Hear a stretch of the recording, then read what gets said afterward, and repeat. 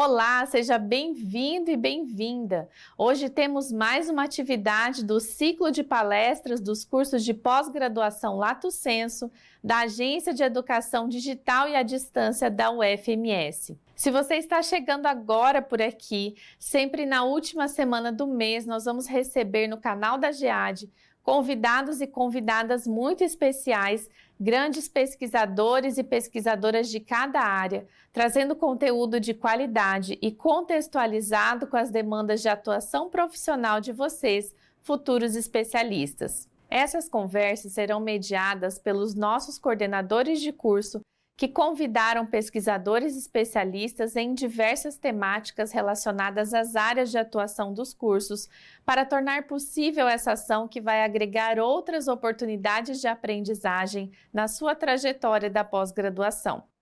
E para não perder nenhuma atividade do ciclo de palestras, é muito importante que você se inscreva no nosso canal e ative as notificações de todas as transmissões.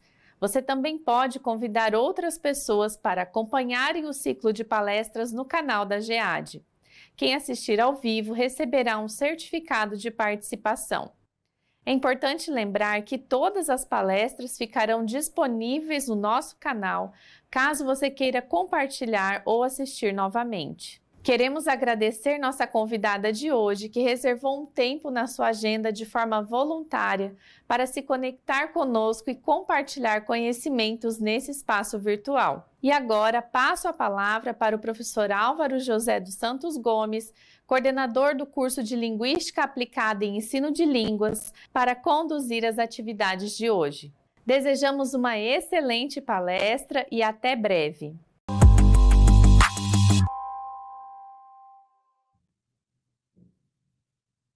Olá, estudantes, boa noite a todos e a todas. Sejam muito bem-vindos e bem-vindas ao nosso ciclo de palestras, uma iniciativa da Agência de Educação Digital e à Distância da Universidade Federal de Mato Grosso do Sul. Meu nome é Álvaro Gomes, atualmente sou coordenador da especialização em Linguística Aplicada e Ensino de Línguas.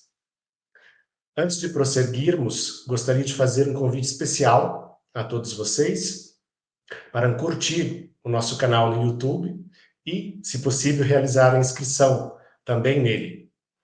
Isso não apenas nos ajuda a crescer e a levar mais conteúdos de qualidade a mais pessoas, mas também garante que vocês fiquem por dentro das últimas novidades e eventos promovidos pela GEAD.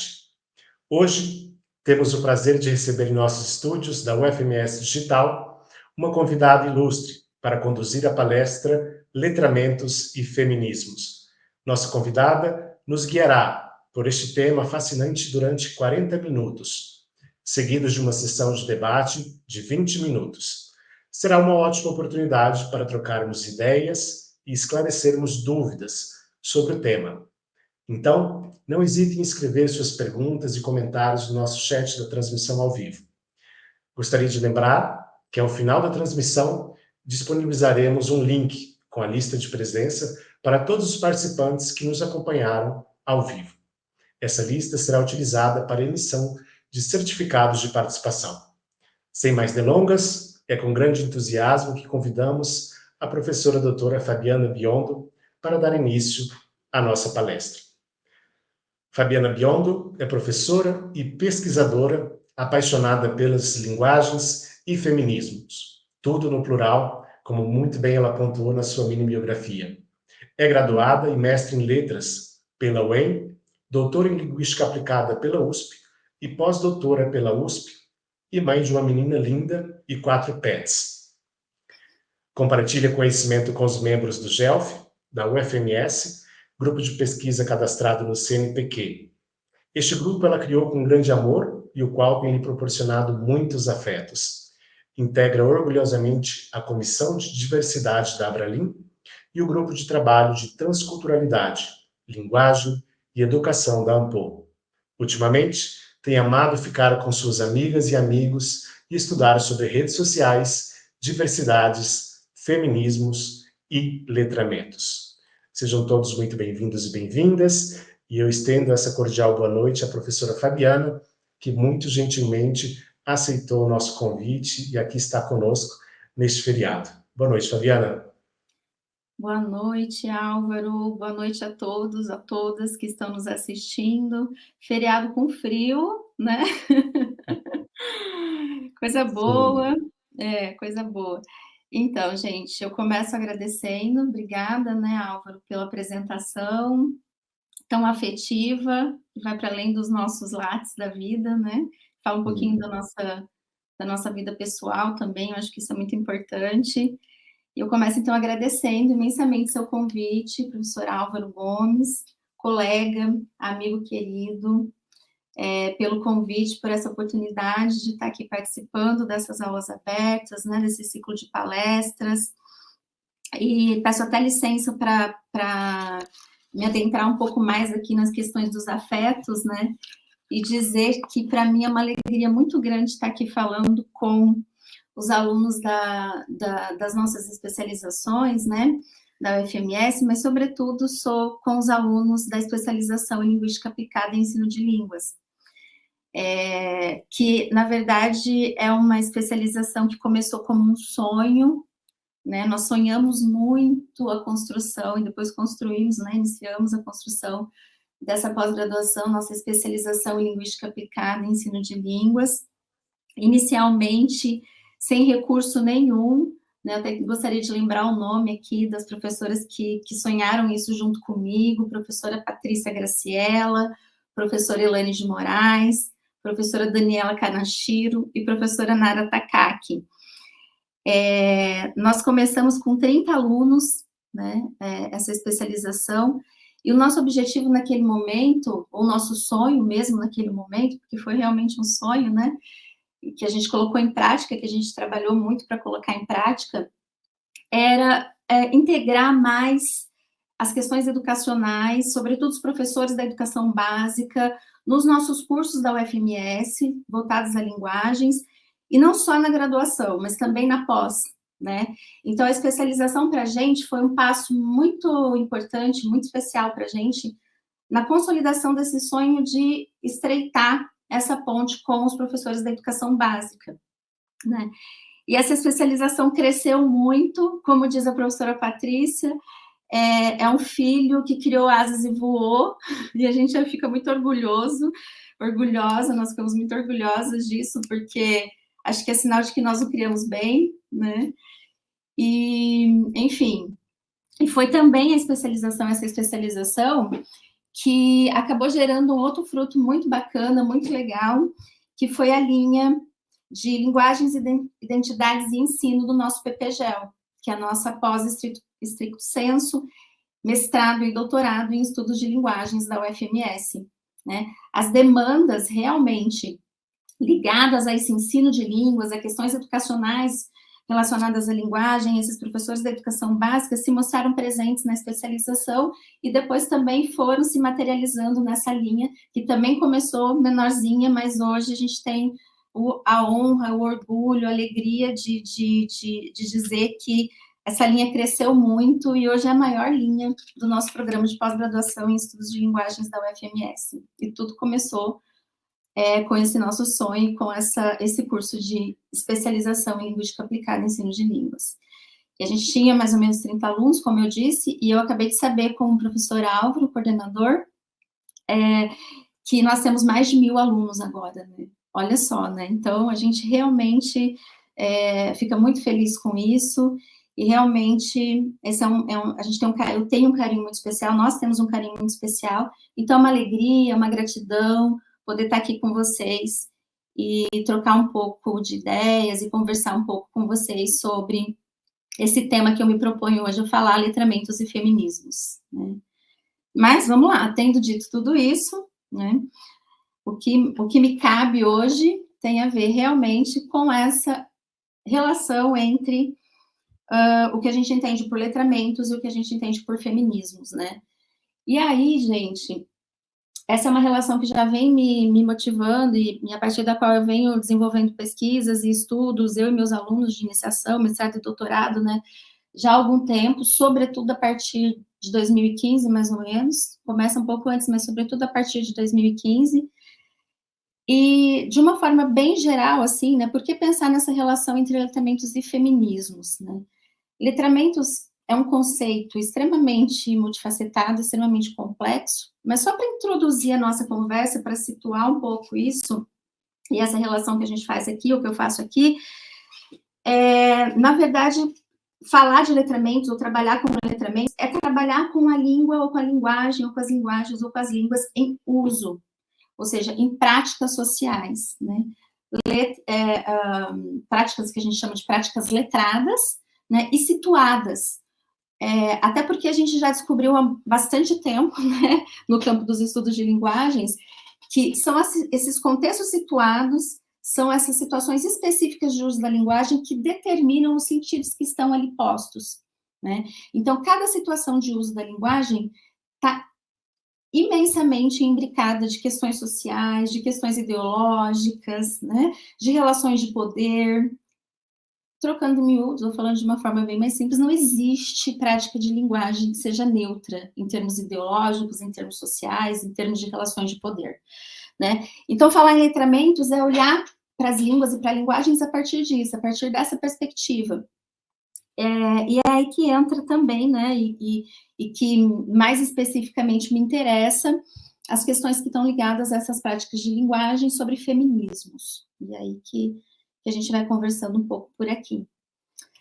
Antes de falar, né, eu trazer uma definição restritiva sobre feminismo e tal, o Álvaro já disse na apresentação, né, que ele fez sobre mim, que eu gosto das coisas no plural, né? E com o feminismo não poderia ser diferente. Estou entendendo o feminismo sempre no plural. Por isso esse S que às vezes eu coloco até maior ali na tela, né? Para deixar isso bem demarcado. Mas antes de entrar mais especificamente nesse conceito, nessa teoria, eu gosto muito de apresentar nas minhas aulas, meus alunos, quem já foi meu aluno já deve até ter visto essa tela, que é uma tela, que é a foto, na verdade, da tela, né, que eu tirei essa foto em 2018, por ocasião das minhas pesquisas de pós-doutorado, que eu estava realizando em São Paulo, e aí lá no beco do Batman, lá em São Paulo, nós temos um brechó, um projeto que se chama Casa das Flores. E esse projeto, ele trabalha apoiando, acolhendo e recolocando no mercado de trabalho mulheres ex-presidiárias, mulheres que estiveram presas por algum motivo e que foram, né, cumpriram as suas penas e que agora estão tentando se reintegrar na sociedade, né, voltar a trabalhar, né, voltar a fazer parte do universo todo social, né? Enfim, e aí essa tela é desse projeto que está dentro do projeto de Casa das Flores, que se chama Flores do Cárcere. Elas publicaram, inclusive, um livro que se chama Flores do Cárcere. Eu emprestei ele, eu até queria mostrar para vocês aqui hoje, mas ele está emprestado, não está aqui, não achei, com certeza está emprestado para alguém. E nesse livro elas colocam as memórias, os depoimentos delas mesmo nessa vivência, né, no cárcere, nessa vivência na prisão, enfim. Bom, resumindo o projeto, essa é uma tela em que cada uma dessas mulheres desse projeto desenhou uma flor. Então, cada uma dessas flores que estão ali presentes foi desenhada por uma mulher diferente. E eu gosto muito de começar a falar sobre feminismo usando essa tela, primeiro porque são essas mulheres, né, numa situação de extrema vulnerabilidade, muitas vezes mães que também, né, estiveram longe dos filhos, enfim, são muitas coisas que estão aí, não, né, nem daria para eu falar de tudo aqui, de todos os depoimentos que eu já ouvi, que eu li a respeito disso, mas eu acho que tem aí, né, o que eu gosto é que tem aí essa especificidade, né, várias flores diferentes compondo um todo coletivo, que é essa tela, que é feita do individual, mas que forma essa beleza coletiva desse monte de flores diferentes, né. E é um pouco por aí que eu penso hoje, porque a gente vai, né, repensando todos os dias os nossos estudos, as nossas práticas, enfim, os feminismos. Então, o que eu estabeleci para a gente conversar um pouquinho hoje tem a ver também com o que eu tenho pensado mais recentemente, acho que mais a partir de 2018, mesmo 2019, é o que se tem compreendido por feminismos. E aí entra a questão dos letramentos, porque o que se tem compreendido por feminismo ou por feminismos está diretamente relacionado a práticas de linguagem específicas, né?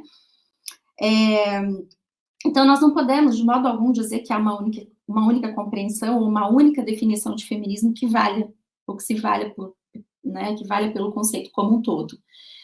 Então, é aí que entra essa questão dos letramentos, né? Como é que cada prática de linguagem específico tem traduzido, tem lido, tem atribuído sentidos a essa ideia de feminismos no plural. E aí, eu gostaria até de fazer uma reflexão inicial aqui com vocês, e eu queria que, pensando nisso, né, pensando nesses estudos aqui, em que eu quero conversar um pouquinho com vocês sobre o que tem se compreendido por feminismo nos últimos anos, em redes sociais, em cursos, enfim. Eu gostaria que vocês pensassem um pouquinho aqui junto comigo o que vocês entendem por feminismo, né? Eu gostaria que você pensasse, cada um de vocês que está nos assistindo aí hoje, pensasse o que você entende por feminismo. E mais do que isso, fosse colocando no chat, né? Pode ser agora, aí eu vou dar um tempinho aqui, vocês já podem começar a colocar, se quiserem, mas também durante todo o decorrer da minha fala, vocês fiquem à vontade e coloquem, por favor, aí, o que vocês entendem, o que vocês estão entendendo por feminismos. Tá certo? Feminismo. O que essa palavra remete para vocês? Bom, e aí nessa linha eu trago para conversar com vocês aqui sobre duas conexões particularmente, né, em que eu tenho feito para entender o que se tem compreendido por feminismos. A primeira conexão é com a forma como se tem compreendido feminismos em redes sociais. Esse é um tipo de pesquisa que me interessa bastante. Eu já tenho estudado redes sociais há algum tempo para entender o que se tem compreendido por feminismo nesses espaços, como é que as pessoas interagem nesses espaços e falam sobre feminismos e produzem significados sobre feminismos nesses espaços. E uma outra conexão aqui tem a ver com a sala de aula, particularmente aqui nesse caso, nesse exemplo, um curso de extensão, que eu ministrei também na época do meu pós-doutorado, lá na USP, que foi supervisionado pela professora Valquíria Montemor, e que eu tive a alegria hoje de ver, inclusive, que esse trabalho, esse capítulo que eu escrevi sobre esse curso de extensão foi publicado justamente, o e-book está disponível a partir de hoje, enfim, então fiquei duplamente feliz, porque eu queria falar sobre isso, e o livro está aí, está posto para a comunidade em geral, enfim, depois eu vou falar um pouquinho, vou mostrar e vou fazer propaganda, né, gente, do livro, para que vocês também possam ler depois os outros capítulos, e esse capítulo na íntegra. Bom, sobre o primeiro recorte, ou sobre a primeira conexão, eu trago o exemplo de um trabalho que eu desenvolvi com a professora Clara Dornelles, da Unipampa, sobre cyber-hate e ativismo feminista em tempos de polarização política. Nós analisamos aquela página do Instagram Quebrando o Tabu, que se diz progressista, pero no mucho, né? Ela se diz progressista, mas, enfim, há algumas controvérsias aí, não vou entrar nessa questão. Mas, de todo modo, uma das coisas que estiveram, um dos temas que estiveram muito, ainda estão, né, mas que estiveram em discussão, sobretudo, a época das eleições presidenciais lá de 2018 e agora nas últimas eleições presidenciais, foi a questão dos feminismos, né? E essa relação dos feminismos com a polarização política que se instaurou no nosso país, na verdade, que se ampliou no nosso país, né, nos últimos anos, entre esquerda, direita, extrema-direita, enfim. E aí nós nos perguntávamos, quando fomos olhar para essa página, como que os usuários dessa página enquadram os posicionamentos sobre feminismos naquele cenário de polarização política, ou nesse cenário de polarização política, e o que tudo isso tem a ver com cyber-hate e com ativismo feminista. Isso é que nós nos perguntávamos, né?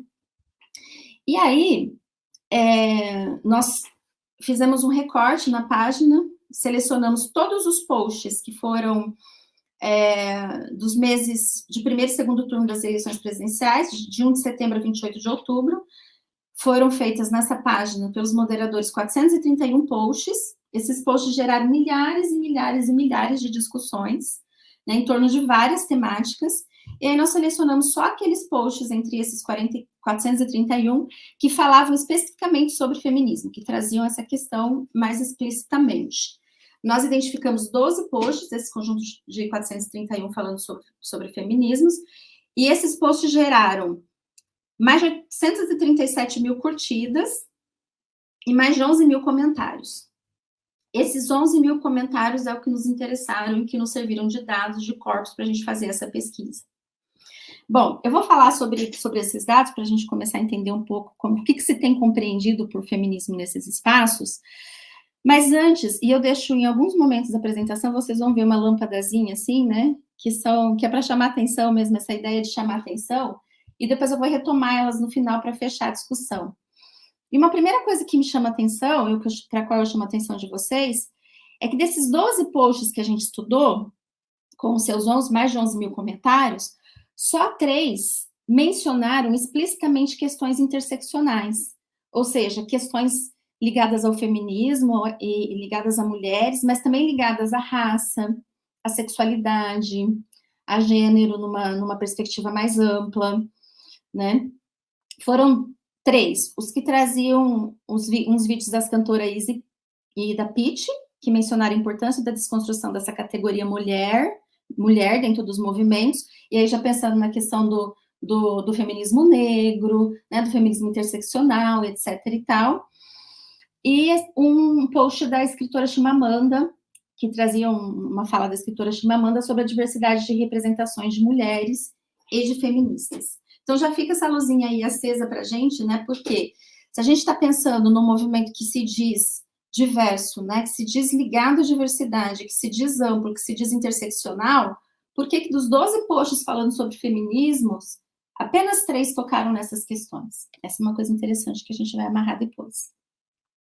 Bom, aí tem alguns exemplos dos dados, né? Primeiro, dados que nós selecionamos, né? Falas ou comentários lá desse arquivo, que traziam essa ideia de feminismo diretamente relacionado à política partidária, que realmente é o que mais apareceu.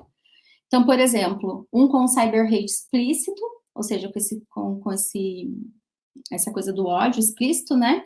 Hashtag feminismo é não cuidar da própria aparência, é não usar gilete e se achar por isso, é ser mimimizenta, abre teu olho mortadela, esquerdista, o choro é livre, vai trabalhar. Vejam, ali, né, o xingamento, né, o ódio, esse crime de ódio está explícito, né, mortadela, esquerdista, vai trabalhar, ou seja, vagabunda, mimizenta, né, não cuida da aparência, entre outras coisas, é feia, que é o senso comum, né, sobre as feministas, são feias, são mamadas, etc. e tal. Cyber hate implícito, feminismo de hoje igual ao movimento ideológico de esquerda para manipulação de massas, e alguns posts em que a gente via enfraquecido um pouco essa questão da dinâmica do cyber hate. Nesse caso, de defensoras, né, do feminismo, defensores e defensoras do feminismo, que vão ponderar algumas coisas e vão tentar expandir um pouco essa ideia de feminismo que colou oportunamente, vou falar sobre isso depois também, né. Então, por exemplo, o feminismo é um movimento de várias correntes, vai desde as liberais até as conservadoras, mas você não pode deslegitimar esse movimento só por conta da corrente radical, porque o que todas nós concordamos é a igualdade de direito entre os gêneros. Para uma mulher decidir por ela própria ser dona de casa, cuidar do marido, dos filhos, ela tem que, antes dessa decisão, analisar toda a sua criação, o seu contexto, a interferência da sociedade, da religião, da família.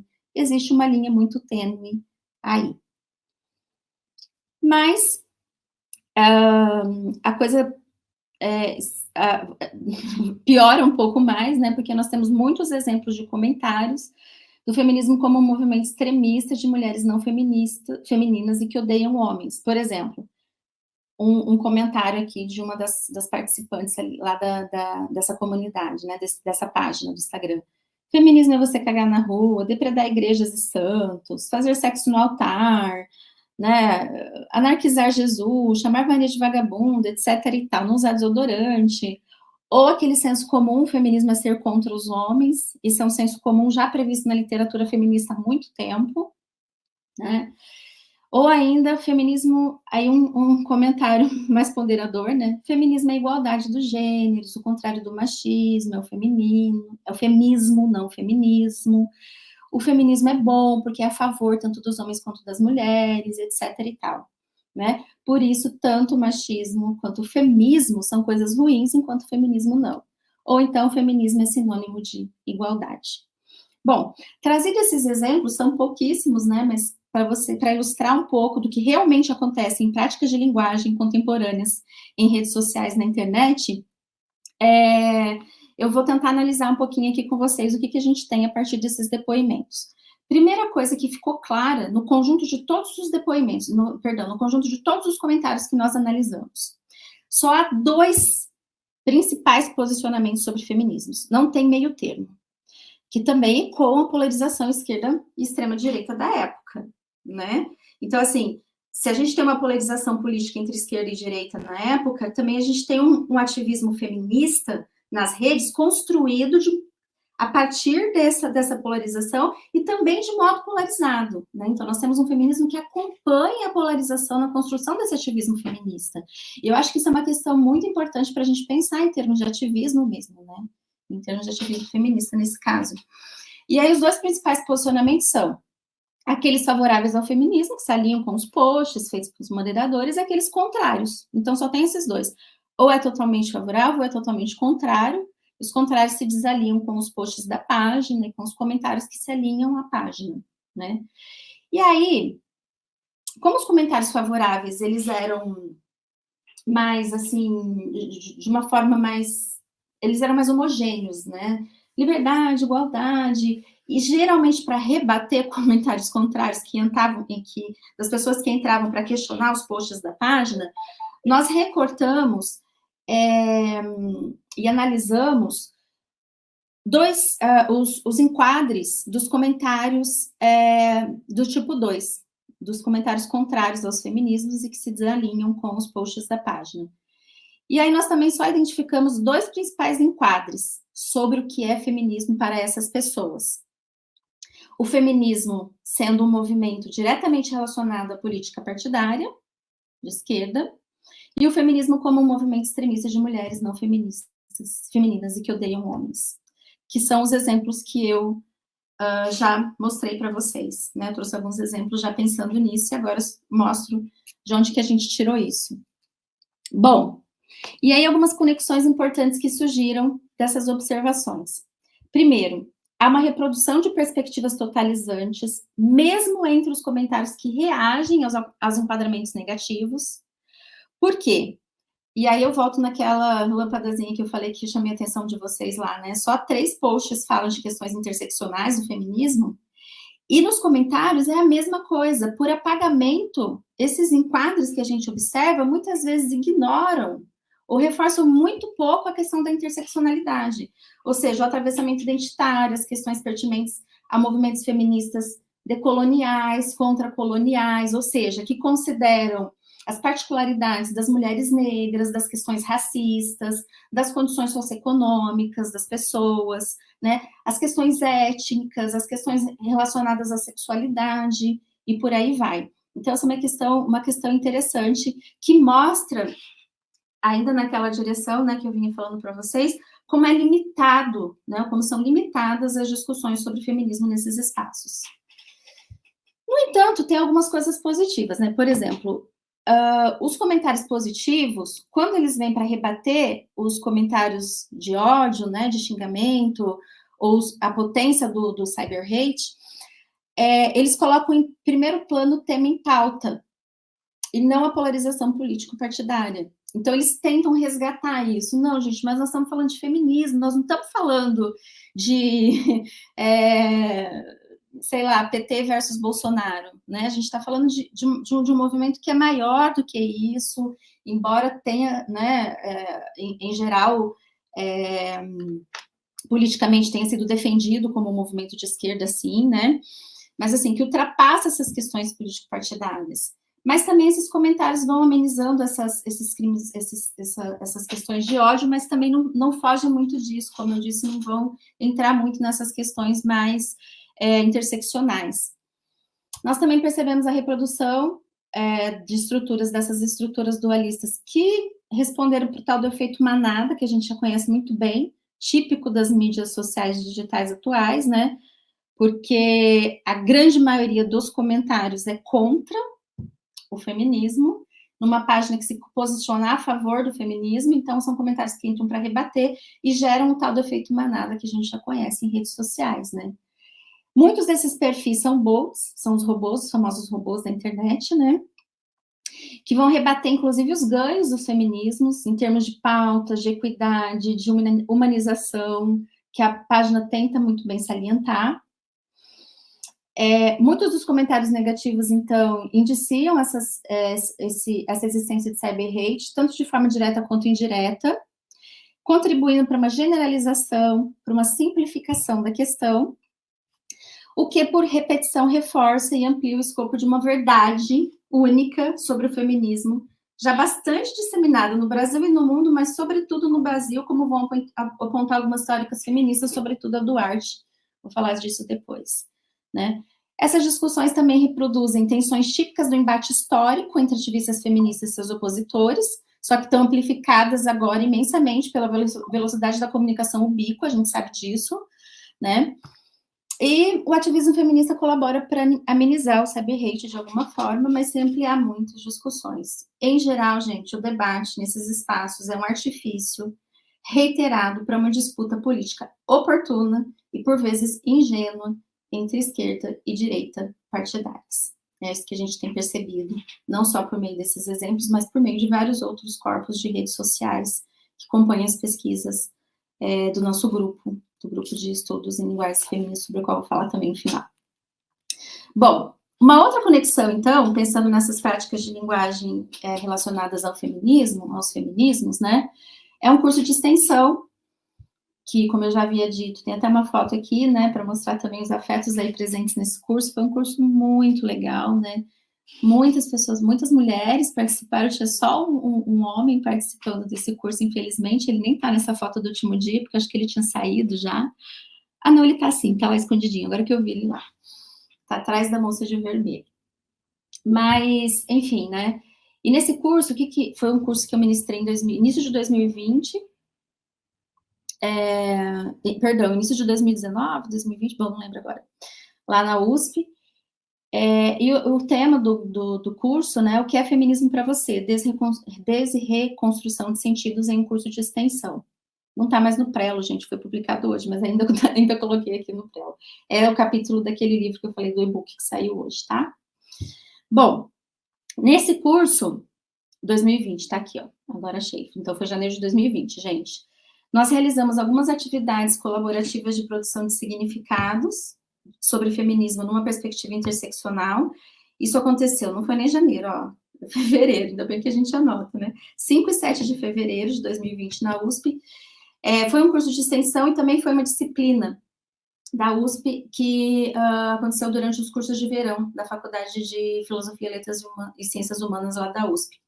Nós tínhamos no curso mais ou menos 50 cursistas, embora nem todos tenham ido todos os dias no curso. Bom, então, o que eu tenho de dados sobre esse curso? Leituras, interpretações de textos, imagens, áudios, multimodais, produções escritas, 30 respostas, leituras sobre o que era feminismo para esses cursistas, que eles deram antes, durante e ao final do curso. E eu trago aqui como exemplo algumas leituras que são representativas dessas des- e reconstruções sobre feminismos que foram acontecendo, inclusive durante o curso, tá?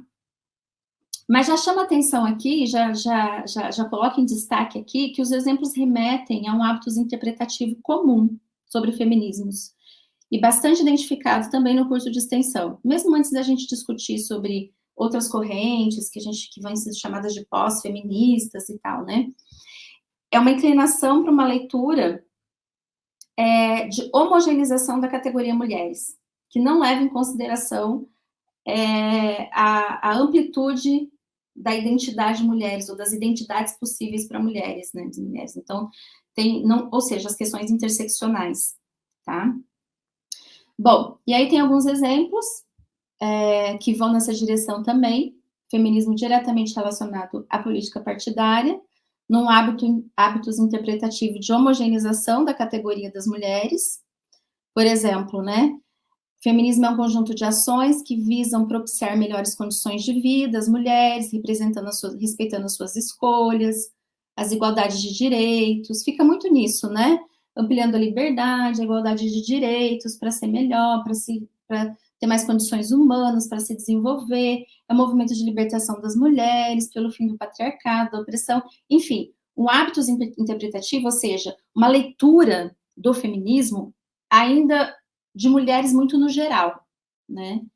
E alguns comentários durante o curso foram se ampliando um pouco mais. Então, foi se ampliando o que se entendia por feminismo durante o curso. Uma dessas ampliações se deu na discussão sobre a sexualidade compulsória, que entra também a questão da sexualidade, então, como uma intersecção nessa relação do feminismo, só mulher, branca, heterossexual, etc. e tal, né? Por exemplo, o feminismo para mim é um poder de escolha sobre o meu futuro, da faculdade que decidi estudar, apesar das condições sociais que limitam minha escolha, de decidir se eu quero ou não casar, ter filhos, me relacionar com alguém de forma heteronormativa, enfim, né? Então, o feminismo é esse conhecimento que me fez perceber que eu fui oprimida, esse lugar que me tira de lugares para que encontre um outro lugar, ou que encontre um outro, eu mesma, no caso. E comentários que já começaram a questionar essa categoria mulher. Por exemplo, o feminismo é muito mais que pensar a igualdade de gêneros e a luta contra o patriarcado. É refletir sobre as diferenças do ser mulher, pensando na orientação sexual, raça, classe, e por aí vai, né? Bom, e aí nós temos outros exemplos de ampliação. Vou pular porque eu não tenho muito tempo aqui, vou falar rapidinho aqui só desse exemplo 7, que já traz essa ideia dos feminismos no plural. Ainda acredito fortemente que o feminismo é sinônimo de libertação, de amor, acolhimento e respeito. Entretanto, muito do que foi apresentado no curso me fez enxergar com um olhar, se não mais carinhoso, ou ao menos mais atencioso, o entendimento das diversas realidades existentes, outras que não a minha, não só a minha, fez com que algo estrutural mudasse em meu entendimento. Talvez seja equivocado se pensar em dizer feminismo. Olhar as realidades para além do que te permeia é fundamental para que se possa entender os diversos feminismos. Ela escreve com um monte de S. Achei muito fofo, muito lindo esse comentário dessa cursista que participou desse curso, tá? E também alguns comentários que deixaram algumas conexões em aberto. Por exemplo, ainda existem muitas questões em aberto com relação aos feminismos, né? Esse feminismo que eu conheci ao longo do curso é definitivamente muito mais complexo do que aquele modelo estereotípico que eu tinha em mente. Posso até dizer que foi uma experiência formadora de caráter.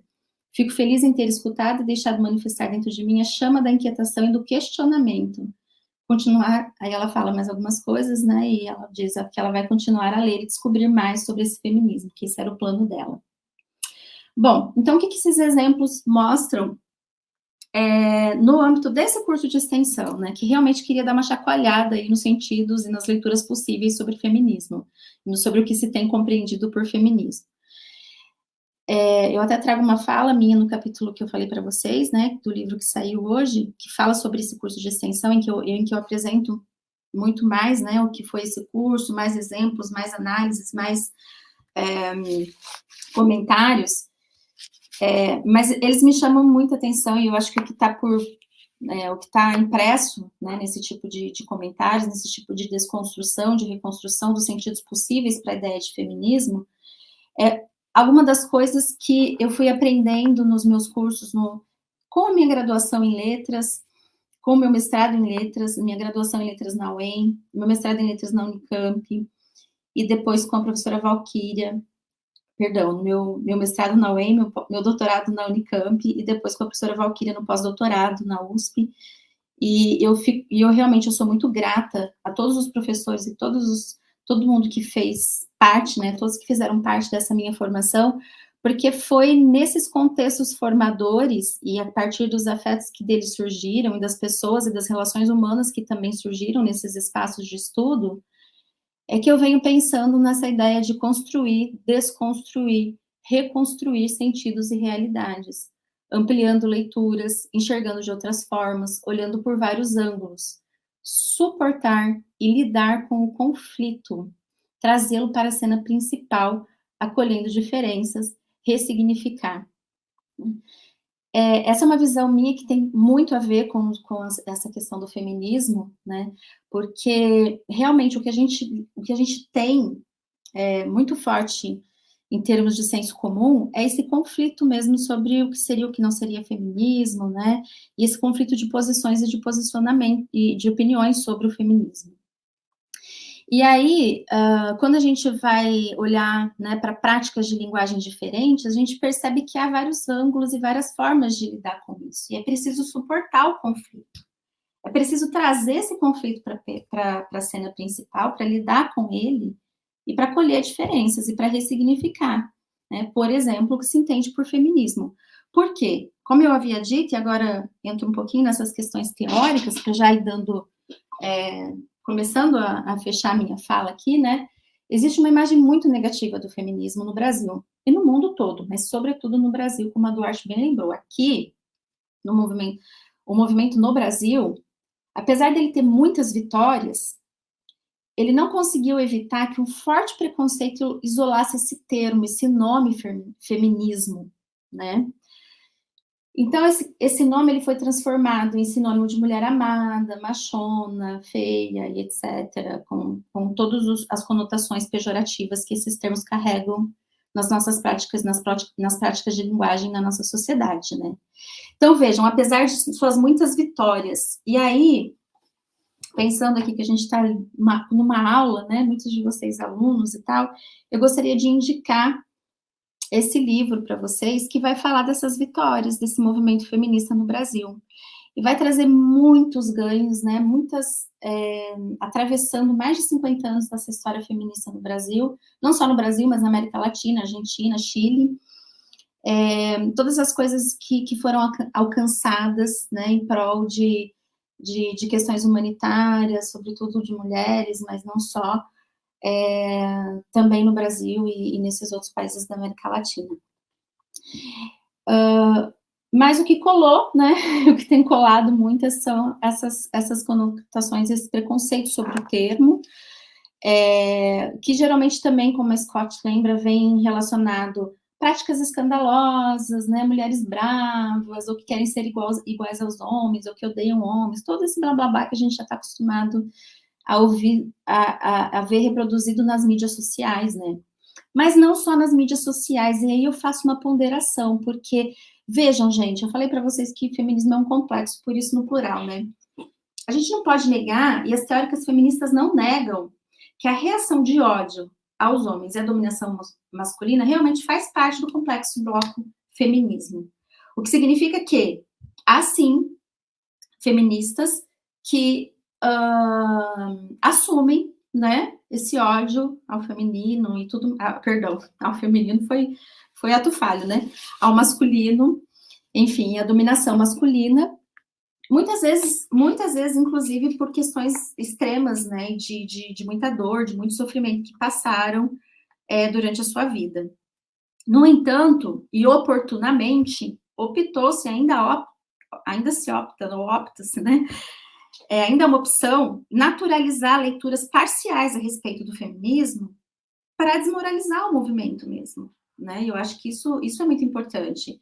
E também isso não acontece por acaso, gente. Eu acho que a gente tem que fazer uma leitura crítica, inclusive das nossas práticas, né? Porque, vejam, lá nas redes sociais, são as leituras parciais que estão muitas vezes postas, né?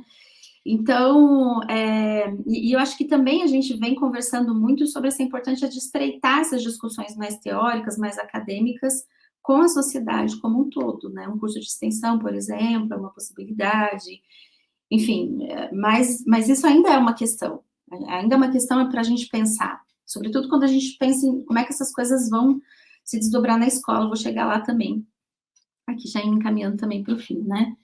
E uma outra questão importante é que, mesmo dentro do complexo de teorias e de movimentos feministas, mesmo dentro das questões teóricas sobre feminismo, há críticas entre uma e outra corrente, entre uma e outra perspectiva, né? Sobretudo porque o feminismo organizado, o feminismo hegemônico, ele surge ou ele ganha força no norte global, sobretudo França, né, e os teóricos franceses, e acaba por generalizar muito essa categoria mulheres, em geral brancas, europeias, privilegiadas, etc. e tal. E por desconsiderar os muitos atravessamentos, essas fragmentações identitárias, naturalizando homem, naturalizando mulher, heterossexual, e naturalizando, inclusive, a ideia de feminismo. Por isso que tem me interessado, né, olhar o que se tem compreendido por feminismo, de fato, nas nossas práticas sociais, nas nossas práticas de linguagem. Bom, e aí aqui são esse movimento organizado que eu falei do feminismo, Castais das Ondas, ou dos momentos do feminismo, né? Isso aqui é um compilado que eu fiz de várias teóricas que vão mostrar essa organização anualmente aqui, né, em termos temporais do feminismo. Vou deixar aqui só para vocês darem uma olhada, porque esse quadro é um quadro do que, em geral, a gente encontra muito nesses textos sobre ondas do feminismo. Eu só agrupei aqui. Posso disponibilizar depois também para os alunos os slides para vocês olharem isso com mais calma. Mas esse feminismo organizado, né, ele desconsidera as mulheres que empreenderam ações feministas individuais, mesmo que não ainda com esse nome de feminismo organizado, né, no próprio núcleo ocidental, ou em outros lugares, né, ou, enfim, antes do sufrágio, porque o sufrágio, a gente tem o sufrágio como a marca, né, do início do feminismo organizado, acho que é senso comum, né, enfim. Outras mulheres pelo mundo lutando outras batalhas, por exemplo, as mulheres argelinas, no interior do movimento anticolonialista, empreenderam um movimento por empoderamento. As bruxas, lá no século XVI e XVII, a gente tem uma conotação tão negativa para essa ideia de bruxa, né? Mas, na verdade, historicamente, o que é isso, né? As mulheres que ousaram questionar né, destoar um pouco de algumas normas lá, de algumas normas desse século, e foram queimadas em fogueiras, né, foram torturadas, enfim, tudo mais. Isso é histórico, isso é documentado, né, foi um grande massacre. E isso é anterior também a essa organização do movimento feminista, e essas mulheres estavam ali lutando por melhores condições, por existir, né, por poder se empoderar também num universo extremamente patriarcal e machista, enfim. Bom, aí sem falar nas sociedades indígenas matriarcais, tanto aqui quanto em outros lugares, né? O humanismo africano, que é um movimento de mulheres africanas que são contra o feminismo, é um outro exemplo muito interessante. E então a pergunta é, quais e como são as narrativas feministas para além desse cânone feminista, né? E aí a gente tem muitas possibilidades, nós temos muitas possibilidades. Eu até coloquei algumas aqui para a gente pensar como é que você tem estudado feminismo, que perspectivas estão ligadas a isso no momento, ecofeminismo, feminismo negro, feminismo interseccional, feminismo neoliberal ou liberal, uma contradição para a maioria das teóricas feministas, diga-se de passagem, né? Feminismo maternalista, feminismo socialista, feminismo radical, DDs contra-colonial, pós-humanista, estudos queer, que não é exatamente um feminismo, mas é um movimento de alguma forma alinhado, né, aos estudos feministas, assim como os estudos sobre o sagrado feminino. Também há toda uma controvérsia aí se tal não está ligado ao feminismo, mas enfim, né, vai um pouco nessa direção também. E aí uma saída para pensar esse feminismo mais interseccional é estabelecer essa relação entre feminismo e decolonialidade, ou colonialidade, colonização. E aí a gente tem vários nomes que vão aparecer: decolonial, descolonial, feminismo fora do centro, pós-colonial, multicultural, transnacional, relacional, interseccional, salvas todas as particularidades de cada um desses movimentos, né? Mas todos eles tentando pensar nessa intersecção e na desconstrução também da naturalização do próprio feminismo, ou desse feminismo organizado, ou desse feminismo que incluía apenas uma forma de ser mulher, e só as mulheres brancas, e enfim. europeias e tudo mais. Então, o feminismo que vem incorporando histórias de representação de mulheres negras, de mulheres indígenas, homossexuais, migrantes, e por aí vai. Então, a gente tem pensado um pouco nessa relação entre feminismo e decolonialidade, onde se torna fundamental investigar as relações entre colonizador e colonizado, né? Uma nova releitura da modernidade, de como ela organizou o mundo, a partir de categorias homogêneas, enfim, né? E nunca, eu acho que isso é muito importante, isso vem sendo muito conversado, muito discutido em vários estudos sobre minorias, sobre identidades e tudo mais, né? E também nos estudos feministas, que é não celebrar também de forma essencialista as diferenças. Acho que isso é muito importante, né? E eu acho que os letramentos, o caminho pelos estudos dos letramentos, ele é muito favorável nesse sentido, né? Porque quando a gente está lidando com letramentos, nós estamos lidando com práticas particulares de uso da linguagem, né? Então, se são particulares, a gente não pode lidar nem com as diferenças e nem com a igualdade de forma essencialista. A gente precisa olhar para isso localmente, né? E quais as relações de poder, quais são as questões que estão postas localmente naquela prática em específico. Então, acho que isso ajuda a gente a pensar, a parar de celebrar as coisas de uma forma muito essencialista, tá? E aí é uma perspectiva que vai trabalhar muito com a narrativa, né? Com as pessoas falando sobre as suas próprias questões, sobre as suas próprias questões identitárias, sobre as suas questões multiplicidades culturais e por aí vai. E aí a gente tem alguns entraves também, algumas tramas aí, né? Porque isso está ligado a uma ideia de decolonial, ou de contracolonial, ou de anticolonial, porque são nomes também que se diferem e que há divergências entre eles, né? Feminismo, mulherismo africano, gênero como categoria, e por aí vai. Por exemplo, né, essa categoria mulher, que ela é fundamental, né, ela funda os discursos de gênero ocidentais, ela simplesmente não existia, por exemplo, na Yorubalândia antes do contato mantido com o Ocidente, né? E aí eu quero indicar uma outra leitura para vocês, da Yoronke Oyeyumi, o nome dela é super difícil de pronunciar, mas é Yoronke Oyeyumi, e que ela fala nesse livro que se chama A Invenção das Mulheres, justamente sobre isso, né? Sobre o fato de o gênero do feminismo também ser uma categoria ocidental, e aí problematiza várias questões nessa direção que eu acho que vale a pena pensar um pouquinho. Bom, então fechando aqui a minha fala para a gente abrir porque eu já passei do horário pelo jeito aqui, né? E para a gente abrir para algumas questões, alguma conversa, algumas sugestões de leitura, aqui fazendo propaganda das coisas que eu escrevi sobre isso, né? Venho escrevendo desde 2015, mais recente 2024, em que eu venho pensando e relacionando práticas de linguagem sobre feminismos, com essa ideia de feminismos. Esse exemplo 1 é o do cyber hate que eu falei hoje, um capítulo que saiu nesse livro em 2022. Esse 2023, um livro em homenagem ao professor Luiz Paulo da Moita Lopes, um grande pesquisador da linguística aplicada. Eu escrevi um capítulo aqui com a professora Inês Signorini, não falei dele hoje, mas onde também a gente vai discutir essa questão de práticas de linguagens e feminismos. E o que acabou de sair do forno aqui, exemplo 3, corri para colocar ele aqui nos slides para divulgar para vocês. Educação crítica de professores de linguagens, olhares, agências e vivências, uma homenagem à nossa queridíssima professora Valquíria Montemor, com quem eu tive a honra, o prazer, a alegria, a gratidão de conviver durante o meu estágio de pós-doutorado e que, enfim, deu voz e deu corpo a esse trabalho sobre a minha experiência com o curso de extensão na USP. Tudo isso no interior do GELF, né, nosso grupo de estudos.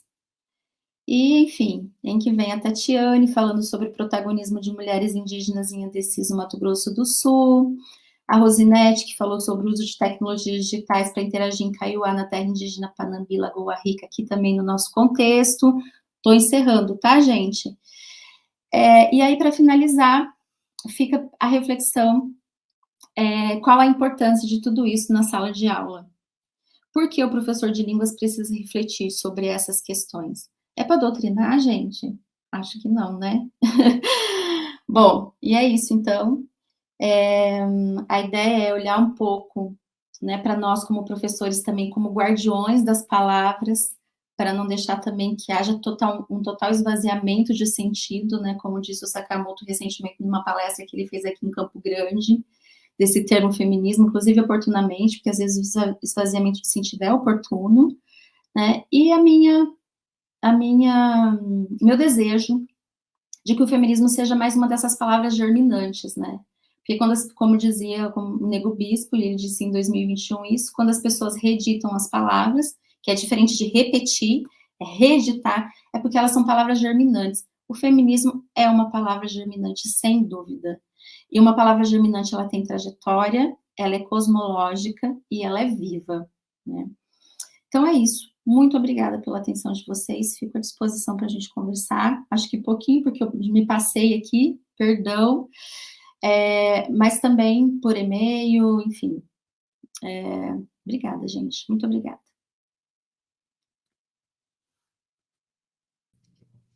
Não, nós agradecemos e é um tema que traz luz a uma perspectiva que tem, sobretudo para os alunos e para a sociedade de um modo geral, é um assunto que tem se vinculado a um domínio estritamente político, né, do campo da extrema-direita ou da esquerda, e é muito profícuo ver você lançar luz, desde o ponto de vista da ciência, da análise, o feminismo como ele deve ser visto, né, na sua justa medida, por uma perspectiva e um olhar científico, o que a gente agradece bastante por essa noite e por essa oportunidade também das suas pesquisas, que também são profícuas, como a gente viu com as publicações, né, dos livros, os capítulos de livros, isso é muito bom. Sem mais delongas, eu vou às perguntas dos nossos alunos, algumas aqui, é claro, não todas, pelo adiantar do nosso tempo, mas selecionamos algumas. A primeira é do Jorge Rosa, e ele faz a seguinte pergunta: como os letramentos feministas podem nos ajudar a desafiar e desconstruir os estereótipos de gêneros presentes na linguagem escrita, especialmente em contextos educacionais? Posso responder algo? Pode sim? Eu acho que a grande contribuição, né, dessa ideia de letramentos é justamente olhar para isso de uma forma contextualizada, né? E aí, a partir do momento que você olha para essas práticas de linguagem de forma contextualizada, você admite, você sabe que nada é neutro em termos de linguagem, né? E a partir do momento que você tem essa consciência, você pode não doutrinar, pelo contrário, ampliar os olhares dos alunos na sala de aula, né, no sentido de fazê-los perceber que nenhum sentido ele está pronto, estabelecido, naturalizado por si só. Ele foi naturalizado a partir de objetivos específicos, em situações específicas, oportunamente. A linguagem é isso, linguagem é poder, não dá para falar de linguagem sem pensar em poder, né? Então, quando na escrita de um aluno, quando na fala de um aluno, a gente percebe questões de ordem preconceituosa e relacionadas ao sofrimento humano, que tem ligação com o feminismo, eu acho que o nosso trabalho é realmente mostrar, né? Por quê? Porque não, assim, não é porque foi assim, sempre vai ser, né? Não, é porque tem toda uma relação de poder ali posta, né? Tem todo um objetivo ali presente, tem toda uma questão ali que merece ser entendida e compreendida, para que, ao contrário de doutrinado, o aluno consciente possa tomar suas próprias decisões. Então, eu acho que a gente precisa conscientizar os nossos alunos. E isso só fazendo eles entenderem que nada é neutro em termos de linguagem, que linguagem é poder. Não sei se eu respondi. Com certeza. Na sequência, o Vitor Prado faz a seguinte questão: nesta visão das redes dualistas sobre o feminismo, vinculado ao debate esquerda versus direita, em que medida a religiosidade interfere nas perspectivas sobre o significado do feminismo? Em grande medida.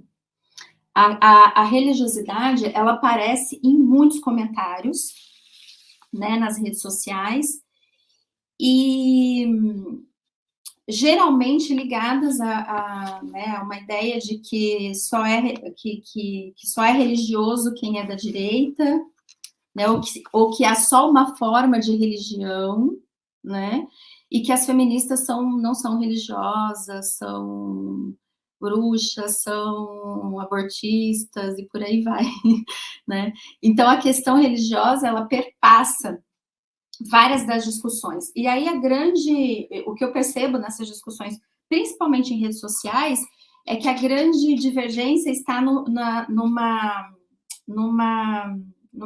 disputa ou num conflito entre essa visão religiosa e a visão mais científica, ou mais biológica, ou mais a médica, por exemplo, no seguinte sentido, né? Por exemplo, no caso do aborto, né? É onde que isso mais se choca, eu acho, nessas discussões. Por quê? Porque, em termos religiosos, há um discurso extremamente contrário, né, à liberação do aborto, mas é um discurso que vai entrar em conflito com o discurso biológico, muitas vezes, do que seria uma vida, a partir de que momento de uma gestação, por exemplo, há uma vida, e com os discursos científicos também, né, ligados aos estudos feministas. Então, a questão da religiosidade, ela está presente, não é a única questão ideológica que aparece, mas é uma das que mais aparecem. E geralmente ligadas mesmo nessa perspectiva bem, assim, radical. Porque, né, feminista é tudo de esquerda e é tudo não religiosa, e movimento feminista é depredar a igreja, é cagar na cruz, perdão da palavra, mas é isso que aparece lá no comentário, exatamente assim, né? Então, é mais ou menos por aí. Perfeito. Você conhece o Gustavo, que também tem uma pergunta que vai nesse sentido do universo da religião. O meio religioso também é um movimento plural. Alguns movimentos, mesmo que poucos, buscam corroborar pautas do feminismo. Existe um caminho de colaboração por parte das religiões e fiéis nessa luta? Eu acho que depende da religião e depende dos fiéis, não só da religião, né? Porque além de a gente ter várias religiões, a gente tem vários tipos de fiéis dentro de cada uma das religiões, né? Então, por exemplo, eu vejo que só que aí pensando, né, nas vertentes que estão mais ligadas assim ao feminismo, eu vejo que as vertentes espirituais, mais espiritualizadas, que de alguma forma vão dialogar com o feminismo, dialogam ou com relação, mais facilmente, com relação à violência sofrida por mulheres. Acho que isso é um campo mais pacífico de diálogo em termos religiosos, ou com as questões do sagrado feminino. E aí, nas questões do sagrado feminino, a gente tem uma espiritualidade mais ligada às versões espiritualistas, né, a práticas espiritualistas, né? Então, eu acho que esses são dois caminhos possíveis aí, né? Inclusive, o Sagrado Feminismo, ele vai trabalhar muito com essa coisa das mulheres com a natureza, né? A terra como uma religião, vai dialogar muito com as mulheres indígenas, vai dialogar muito com essas práticas religiosas ligadas à natureza, ao corpo feminino, que produz, que dá fruto, é o único capaz de gerar um fruto, né? Capaz de gerar uma criança, e por aí vai. Eu acho que dialoga um pouco mais por aí. Agora, nas religiões, vamos dizer assim, um pouco mais tradicionais, né? Por exemplo, algumas religiões, tá? E alguns fiéis, né? Algumas religiões evangélicas e católica, né? E a católica, eu acho que há pautas muito específicas que dialogam e ainda assim evitando usar o termo feminismo, né? E eu acho que as pautas que acabam entrando mais aí é justamente essa da violência contra as mulheres e das questões humanizadoras também da mulher, né? Mas aí também vai depender, gente, porque também isso é um complexo danado. Não dá para generalizar, não. Perfeito. A Lucélia faz o seguinte questionamento: por que o termo feminismo não é tão utilizado quanto o termo feminismo, principalmente nas redes? E por que confundem tanto os dois termos em detrimento ao machismo?